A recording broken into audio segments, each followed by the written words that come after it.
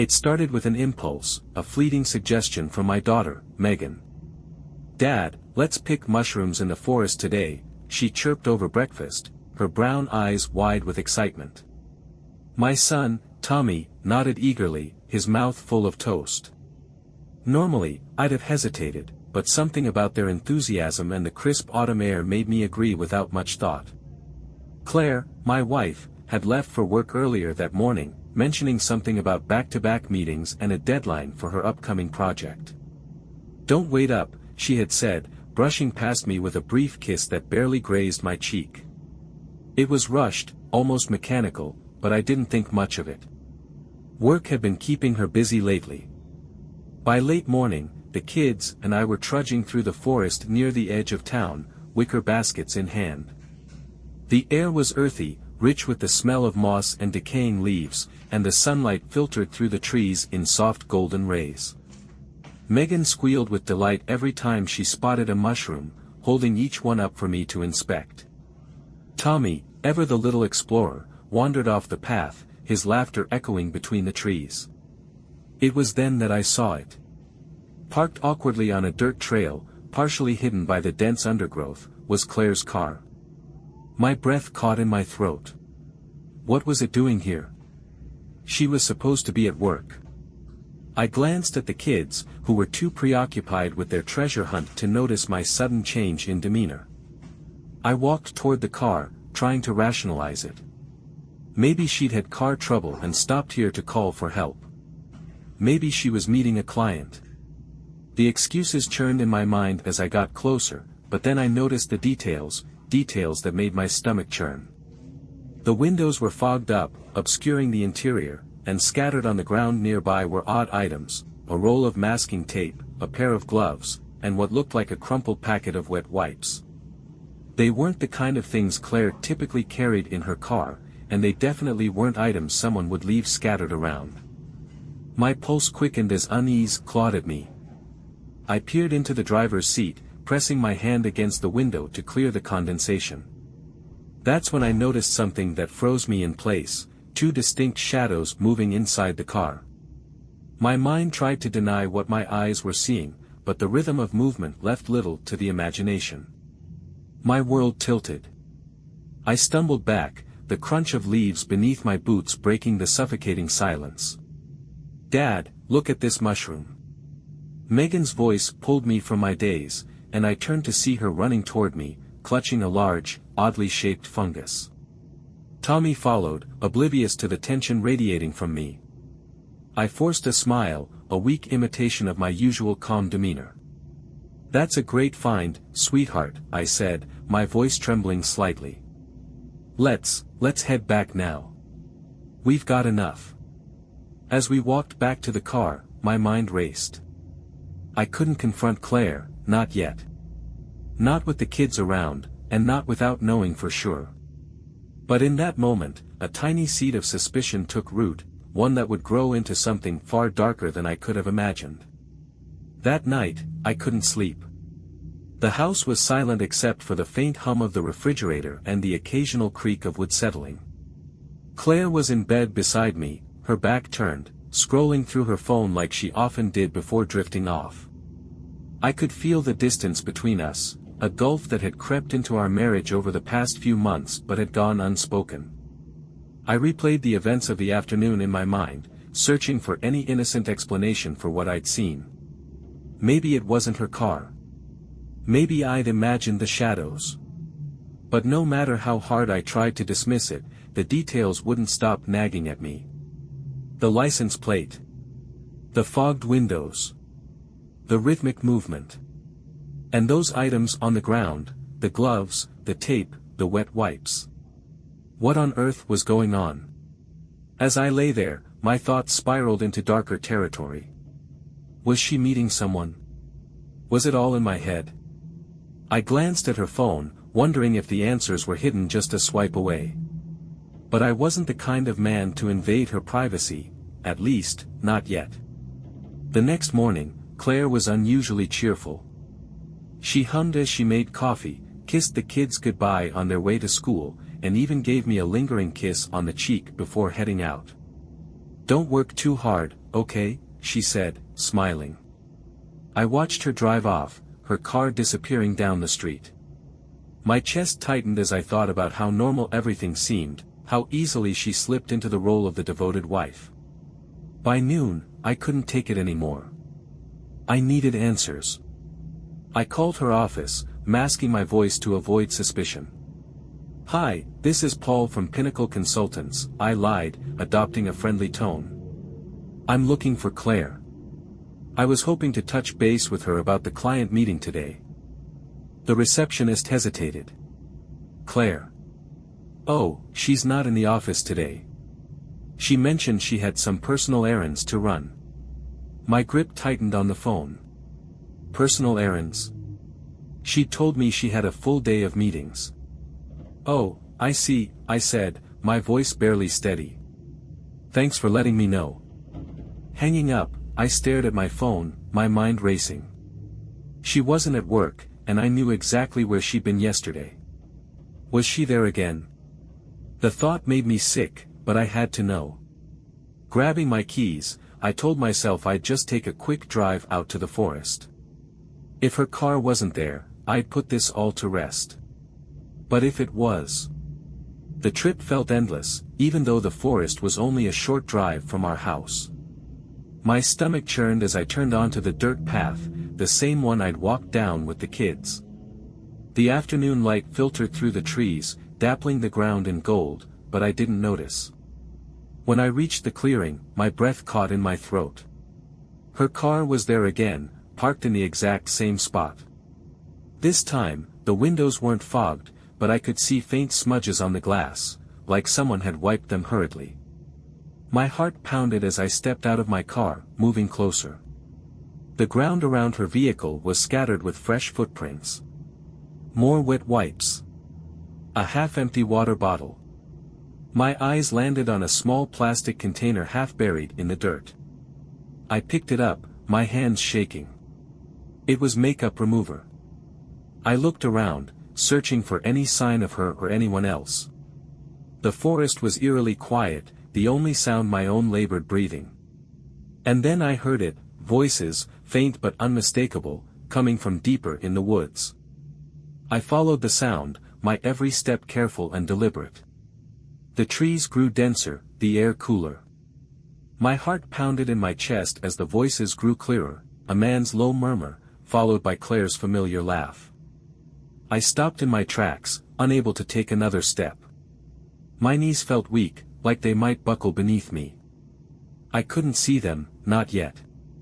But I didn't need to. The realization hit me like a punch to the gut.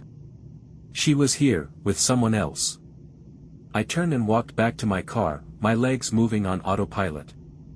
I couldn't confront her, not now. Not without proof. As I drove home, my mind raced with possibilities. Who was the man? How long had this been going on? And most importantly, what was I going to do about it? That evening, I couldn't shake the images from my mind, the car, the voices, the container of makeup remover. Claire came home around dinner time, breezing in with her usual smile. "Busy day," she said, dropping her bag on the counter. "Work went well?" I asked casually, forcing a neutral tone. "Exhausting, but productive," she replied without missing a beat. I nodded, pretending to focus on chopping vegetables. Inside, my stomach churned. She was lying to my face, and I couldn't decide whether to feel angry, betrayed, or utterly numb.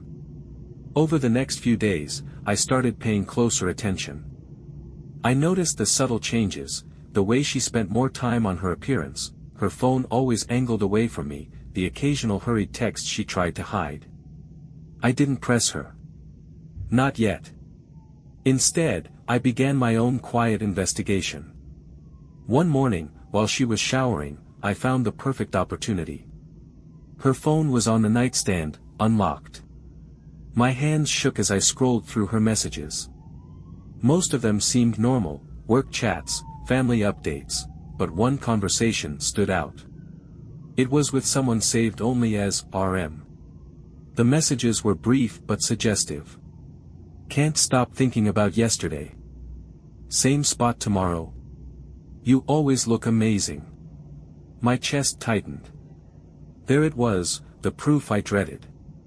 I snapped a few pictures of the texts with my own phone before putting hers back exactly as it was.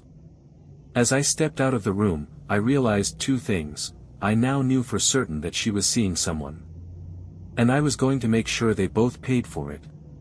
The next day, Claire left the house a little earlier than usual. Late meeting tonight, she said as she kissed me goodbye.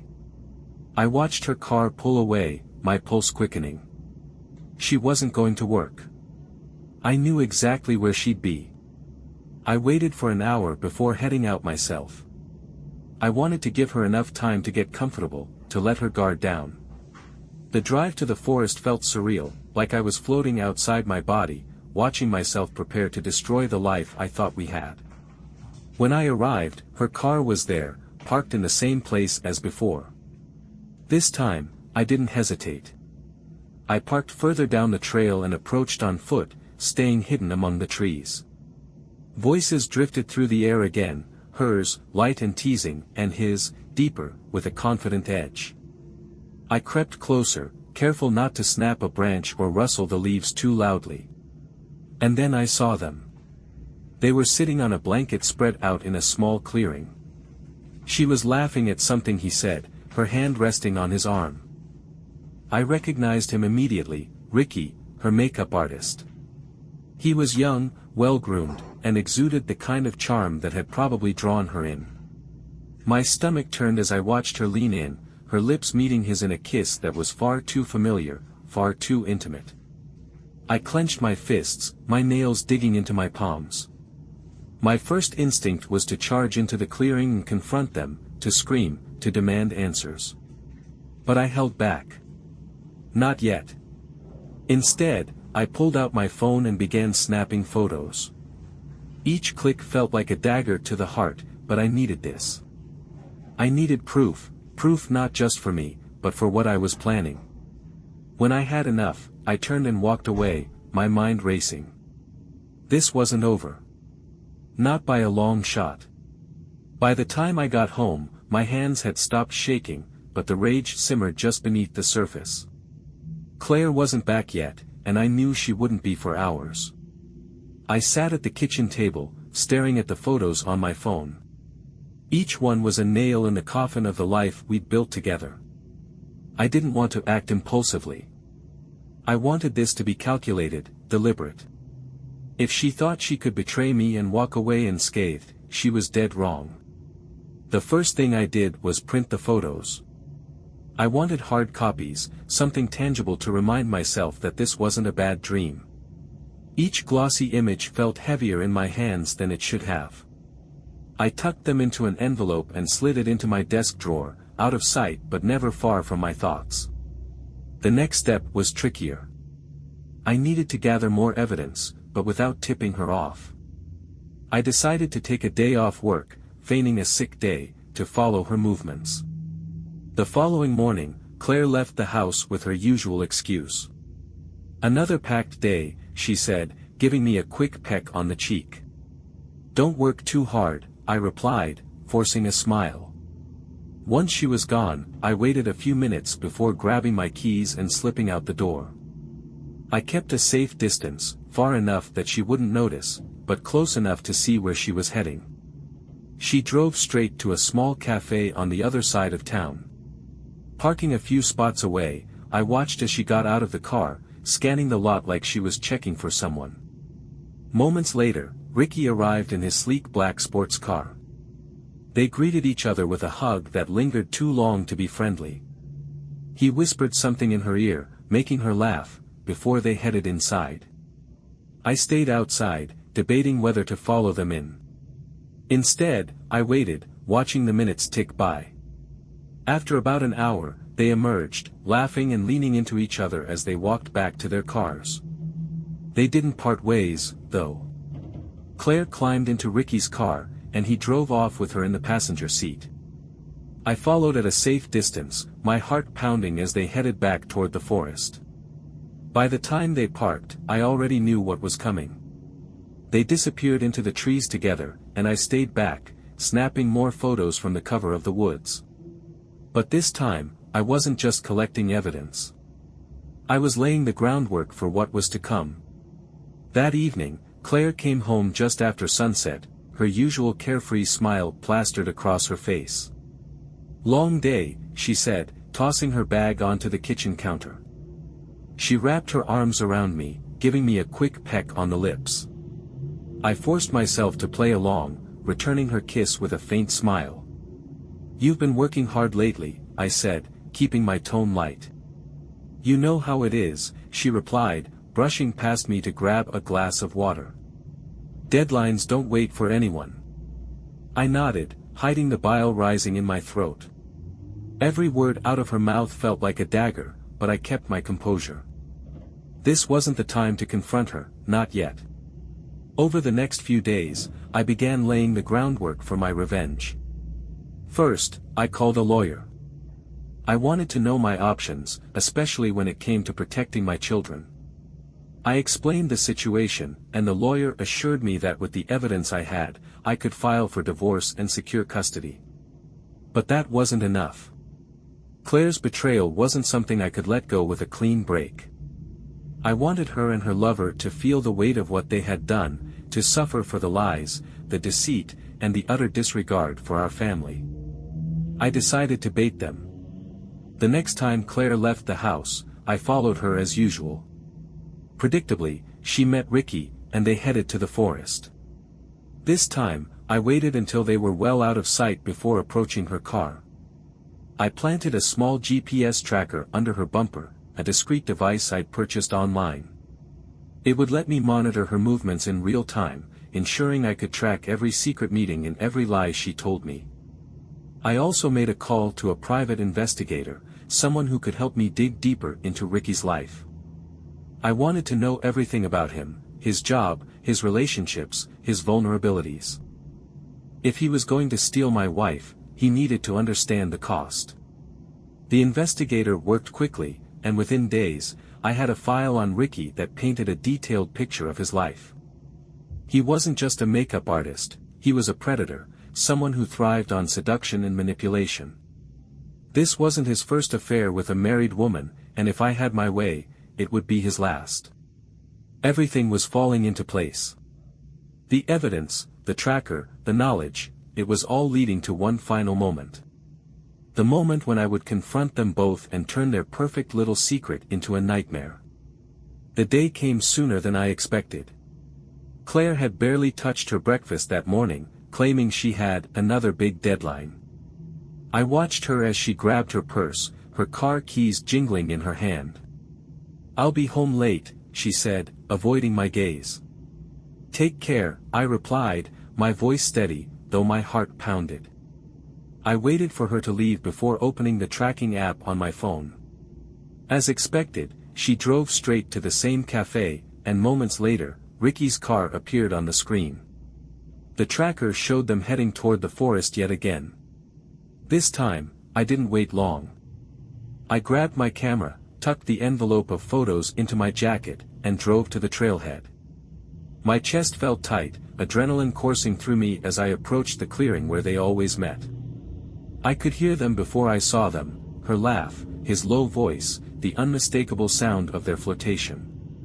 Pushing past the trees, I stepped into the clearing and froze. There they were, tangled together on the blanket, lost in their little world. Claire gasped when she saw me, scrambling to cover herself as Ricky leapt to his feet, his face draining of color. "What the hell is this?" I demanded, my voice sharp and cutting.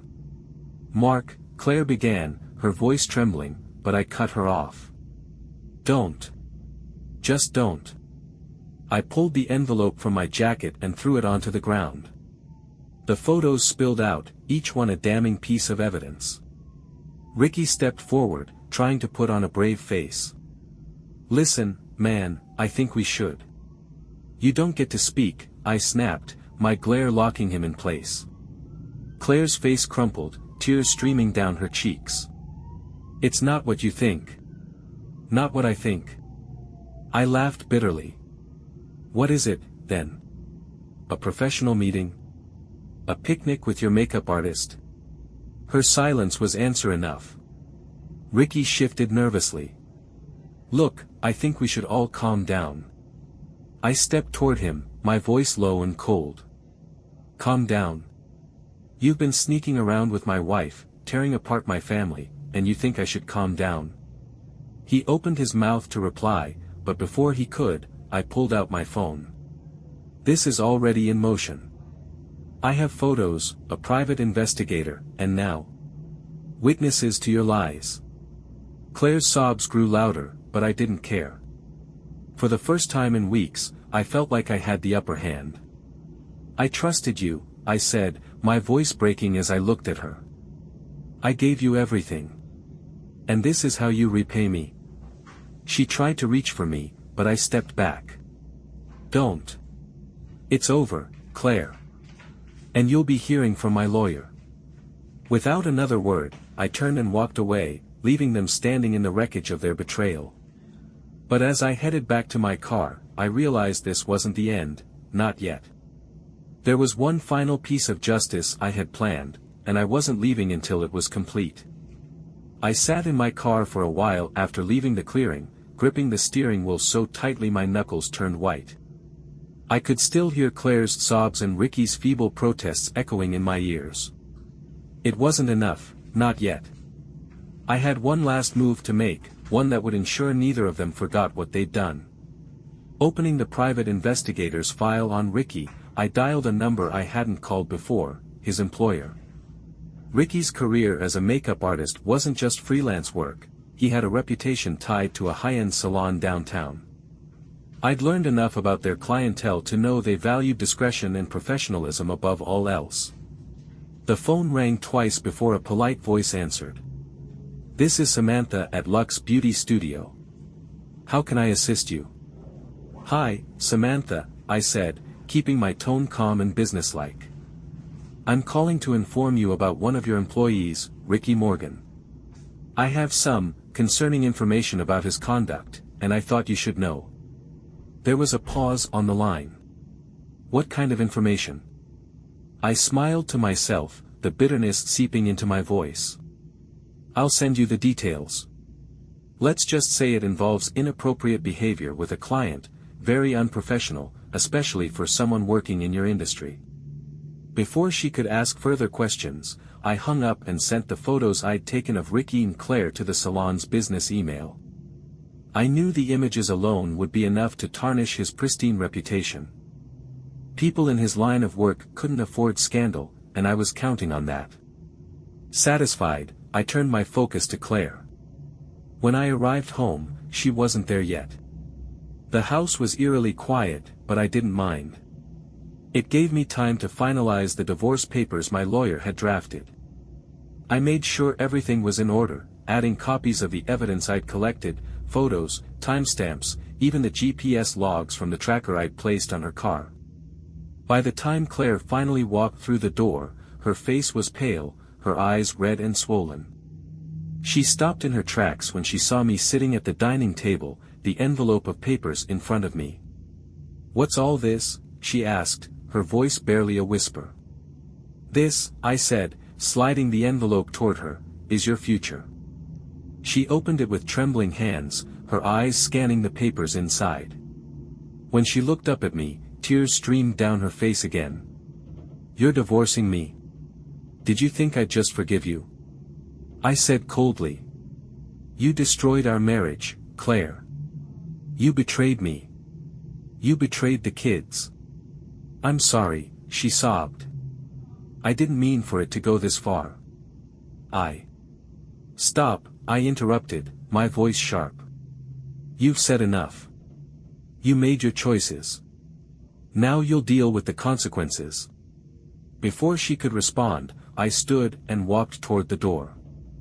And just so you know, I added, pausing with my hand on the doorknob, I've already spoken to a lawyer. I'm filing for custody of the kids. I won't let you drag them into this mess you've created. Her face crumpled as I left, slamming the door behind me. As I drove away, I felt a sense of finality. The woman I'd loved was gone, replaced by someone I didn't recognize. And Ricky? He'd soon find out that some betrayals come with a price too high to pay. The days that followed were a whirlwind. I served Claire the divorce papers on Monday morning. She looked shattered as she stood on the front porch, clutching the envelope like it weighed 100 pounds. I didn't say a word, there was nothing left to say. The lawyer had assured me the evidence I'd gathered would work in my favor. Claire's infidelity was well documented, and as the primary caregiver to our kids, I had a strong case for custody. It wasn't just about punishing her, it was about protecting Jeremy and Melissa from the chaos her actions had unleashed. The house felt like a battlefield in the days that followed. Claire stayed in the guest room, and our conversations were limited to the logistics of the divorce. Meanwhile, I received a call from Lux Beauty Studio. "Mr. Evans, this is Samantha from Lux," the voice on the other end said. "I wanted to thank you for bringing the situation with Ricky Morgan to our attention. I can confirm he's no longer employed with us." Her tone was curt, professional, but I could hear the underlying disdain. Ricky's perfect little life was unraveling, just as I'd planned. 2 days later, I heard from the private investigator again. He'd sent over a detailed report that included something I didn't expect. Ricky had been evicted from his apartment after a fight with his landlord. Apparently, he'd fallen behind on payments. I almost laughed at the irony. He'd destroyed my home, and now he didn't have one of his own. But what I hadn't anticipated was Claire's reaction. She was unraveling in her own way. I found her one evening sitting at the dining table, her head in her hands. "Mark," she said quietly when I walked in. "Can we talk?" "What is there to talk about?" I asked, crossing my arms. "I've lost everything," she said, her voice trembling. "The kids, you, my reputation at work. I made a mistake. No, I made a lot of mistakes. But I don't know how to fix this."